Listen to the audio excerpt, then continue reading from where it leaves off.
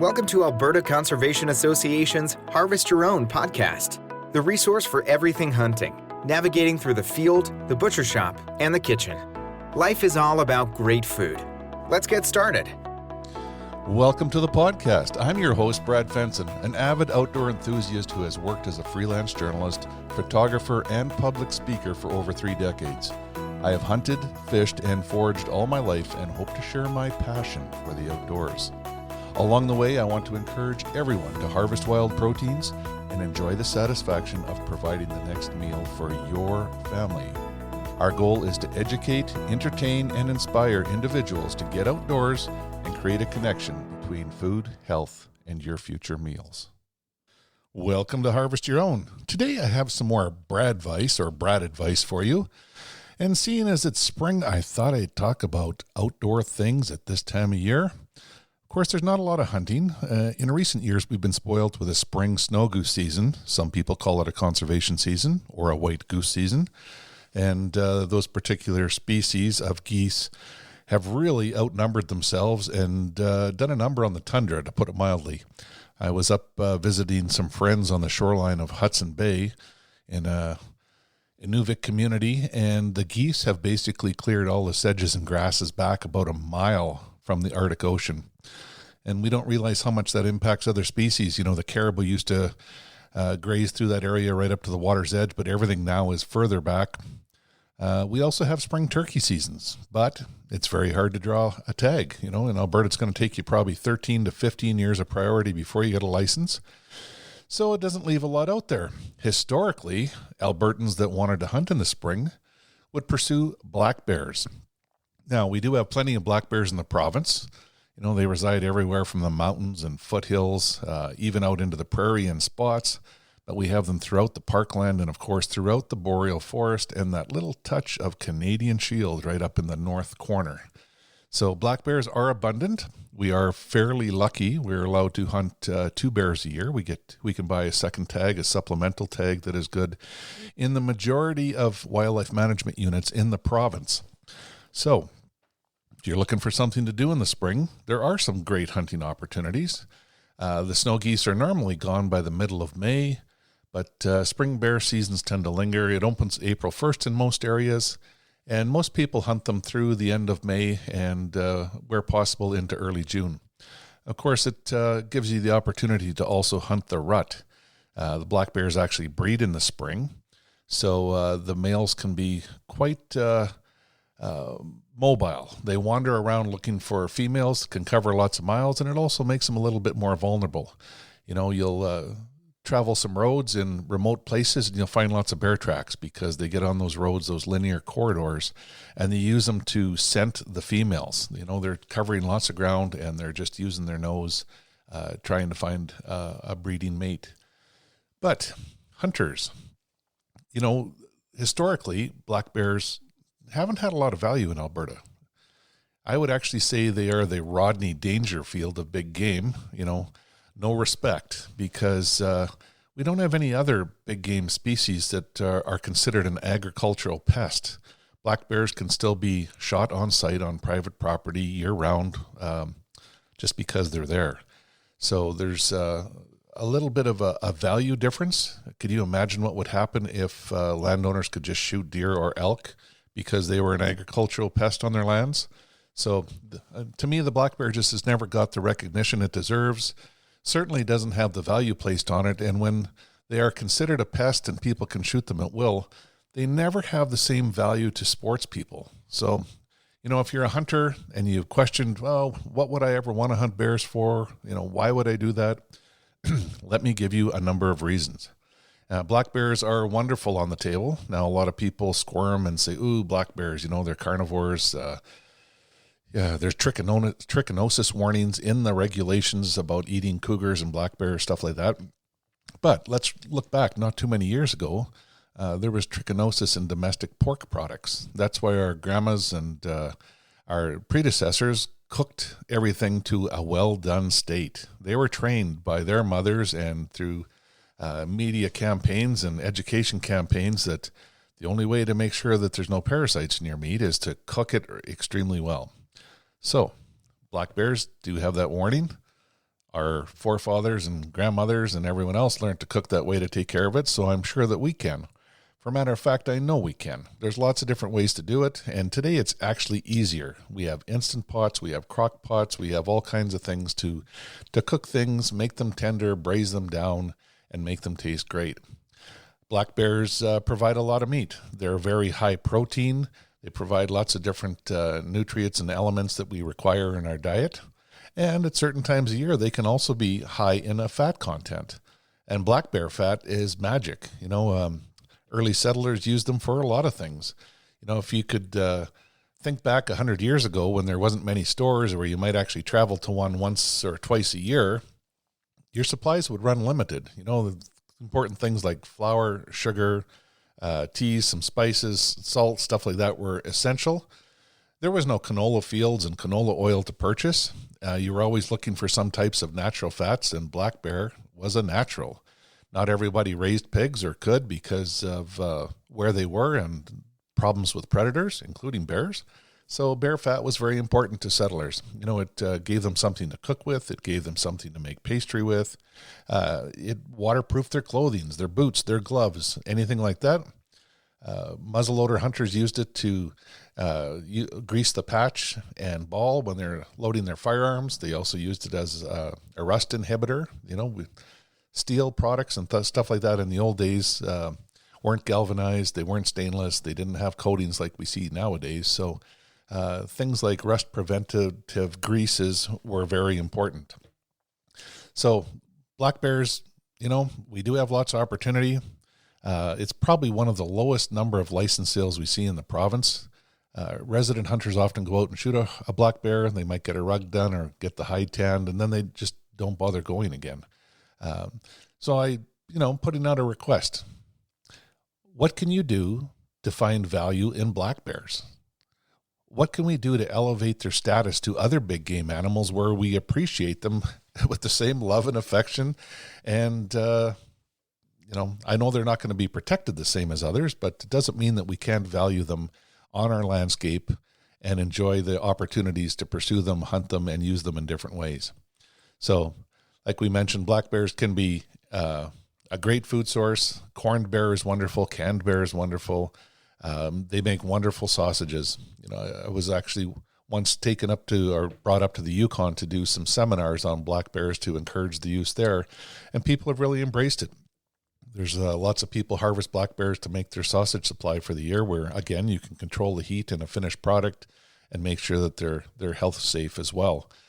You also have the hides. Black bear hides, people often look at them as a trophy, but they've been used for lots of things over the years. Alberta trappers still are given an allocation for black bears to take hides and do different things with them. The guard at the Palace in London, where the royal family is, the headgear, if most people don't know, is made from Canadian black bear fur. So there's unique cases. There's a lot of history there. And again, it's finding ways to use it. Like, we did have some new laws passed in Alberta this year. It has always historically been that you had to take the hide and do something with it. This year, you now have a choice. You have to take the hide or the meat. So it's the first step in giving the black bear a little bit more value and recognizing different uses and allowing people to do different things with it. If you don't want to go and tan a hide and spend money on that, but you'd like the meat, you can now do that without problem. Of course, black bear fur can be used for a lot of things. It's a unique hair.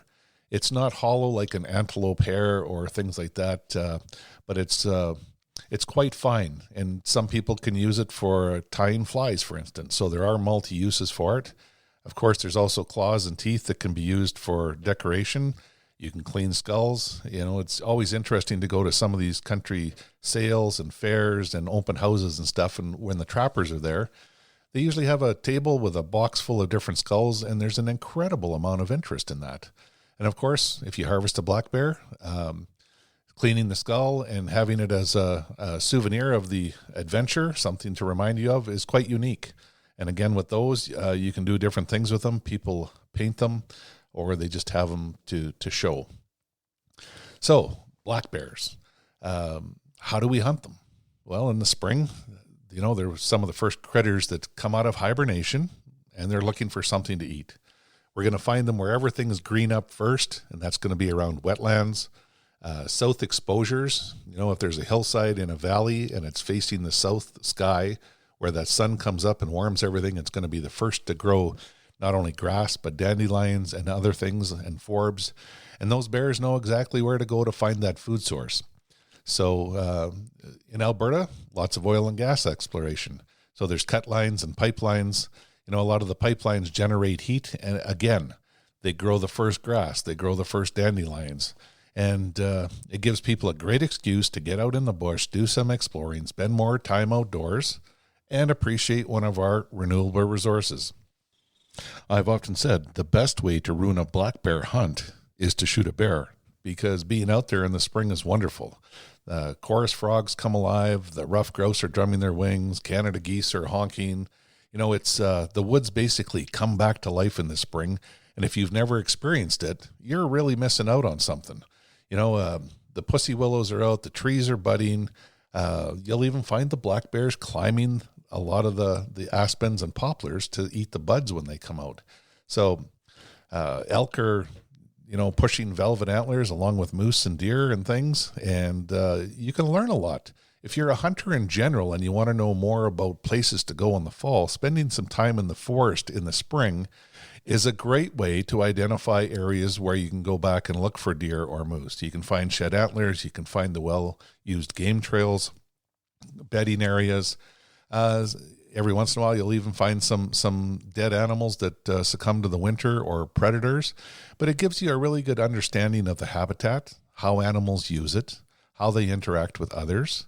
And every time you go into the forest, you learn something new to use next time you want to come back for any other type of adventure, whether it's hunting, berry picking, photography, or again, just enjoying the great outdoors and going for a ride or a walk or something where you can spend more time, family and friends, or even on your own, and be just out in that natural setting.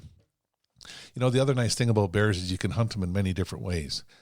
Spot and stalk with a rifle or a bow is very exciting, and we can do that in the foothills and the river valleys, or even on the pipelines and stuff that run and dissect our boreal forest in many places. A lot of times the animals come out to the edges of the roads, gives you an opportunity to see them, do a stalk on them, and when they wander off in the game trails and stuff, it makes for a very fun hunt.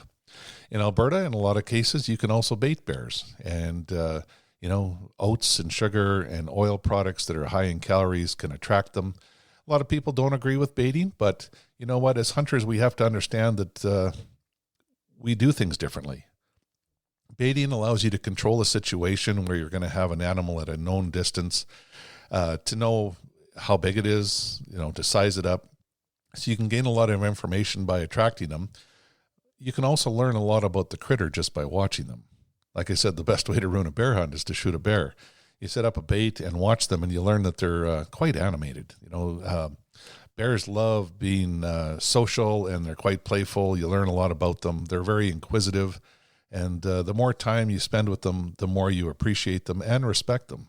Back to that Rodney Dangerfield analogy of no respect, no respect. Well, you want to respect bears more, know more about them, spend some time with them. You're going to learn to appreciate them. Another nice thing in Alberta is we have a lot of color phases. Yes, they're called the black bear, but they can show up as white, blonde, honey-colored, light brown, cinnamon, chocolate brown. I've seen all kinds of different colors, and it is always interesting to see a new color phase that you might not have thought of before. In BC, they have some glacial blue bears that are considered to be a unique genetic strain of black bear. But I've seen some harvested in Alberta that are also very gray, almost silver-like. So you never know what you're going to see or what to expect. And you might think you have your eye trained for finding wildlife and seeing things in the bush, but black bears can always switch it up and force you to retrain your eye. It's one thing to see a big black object, and when you're looking for bears, everything is big and black. But the first time you notice a brown bear sitting in dead grass, you're like, holy, that thing really blends in and is hard to see. So learn to look for tracks, learn to look for scat, learn to look for the areas that green up first.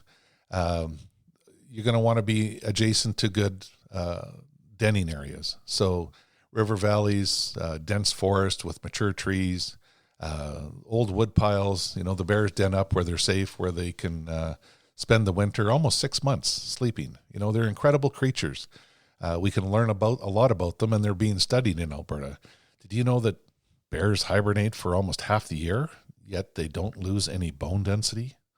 Like, there's a lot of secrets to be unraveled from all that, and from what we can learn from bears to maybe even advance health issues in people, like osteoporosis.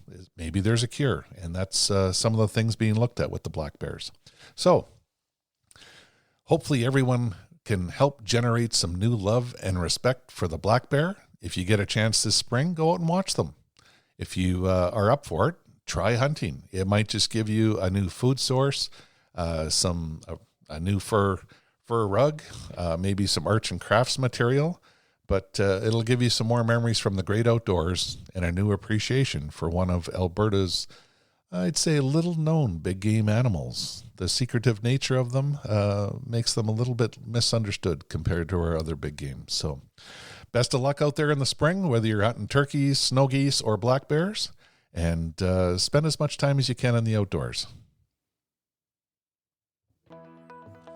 We hope to inspire people to reconnect with nature and appreciate where your food comes from by harvesting your own. For more information on getting started or to learn specifics about the Field to Fork experience, visit harvestyourown.ca and follow on Facebook and Instagram. Check back often for new material, recipes, and videos that are posted regularly. Please subscribe to Harvest Your Own podcast and take the time to rate and review the show to help us build a dedicated core of passionate hunters as our regular audience. Until next time, embrace the outdoors and all it has to offer. Thanks for joining us.